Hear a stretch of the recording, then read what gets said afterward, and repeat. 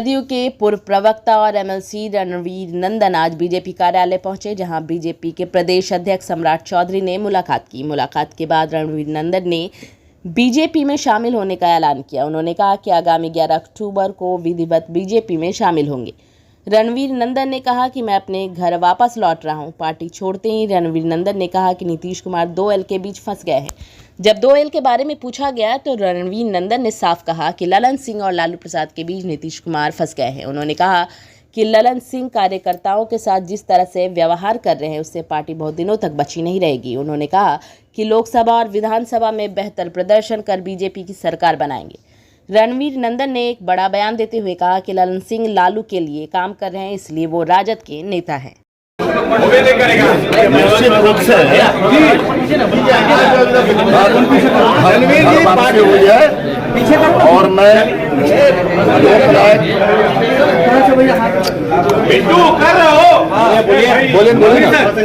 मैं 11 अक्टूबर को लोकनायक जयप्रकाश नारायण जी की जयंती के अवसर पर भारतीय जनता पार्टी में शामिल हो जाऊंगा।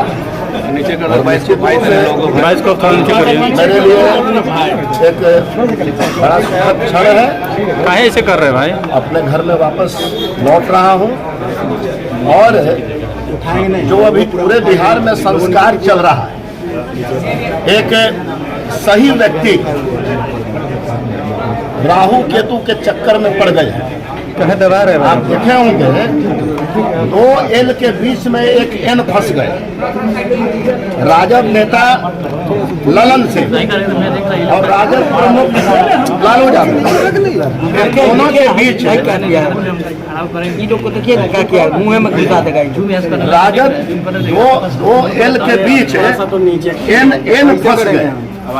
राजद नेता ललन सिंह और राजद नेता लालू प्रसाद यादव के बीच में नीतीश कुमार जी फंस गए हैं और मुझे लगता है कि वह उनके लिए ये बड़ी दिक्कत की भी बात हो रही है। उनको भी सफोकेशन हो रहा है।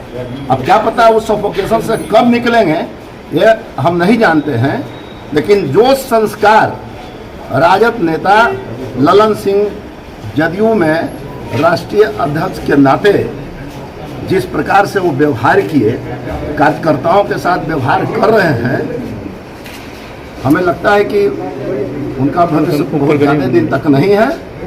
और मेरे लिए सुखद क्षण इससे क्या होगा। अब देखिए बगल में मित्र हमारे अनिल शर्मा जी माननीय विधान पार्षद हैं। हम लोग बचपन से यहाँ पर थे, अपनी पूरी जवानी तो हम लोग यहीं बिताए हैं, इसलिए मेरे लिए तो बड़ा ही सुखद क्षण है। और जो नेतृत्व है हमारे प्रदेश अध्यक्ष सम्राट चौधरी जी का, उस नेतृत्व के तहत भारतीय जनता पार्टी निश्चित रूप से लोकसभा चुनाव हो, आगे विधानसभा चुनाव हो, ये दोनों चुनाव में सर्वश्रेष्ठ प्रदर्शन होगा। पूरी की पूरी लोकसभा की सीट जीतेंगे और 2025 में बिहार में एनडीए की सरकार बनेगी। ऐसा हमारा प्रण है, दृढ़ विश्वास है और कमिटमेंट है। जेडीयू का खात्मा हो रहा है क्या? जेडीयू का खात्मा हो रहा है क्या?